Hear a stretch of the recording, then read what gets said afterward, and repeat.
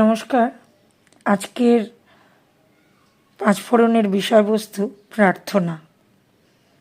কবি কাজী নজরুল ইসলামের লেখা কবিতা প্রার্থনা। দাও শৌর্য, দাও ধৈর্য, হে উদারনাথ, দাও দাও প্রাণ, দাও অমৃত মৃত জনে, দাও ভীতিচিত জনে শক্তি অপরিমাণ, হে সর্বশক্তিমান।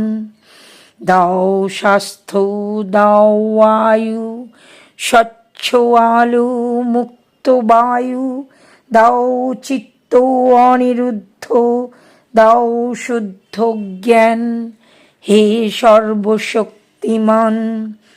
দাও দেহে দিব্যকান্তি, দাও গেহে নিত্য শান্তি, দাও পুণ্য প্রেম ভক্তি মঙ্গল কল্যাণ, হে সর্বশক্তিমান।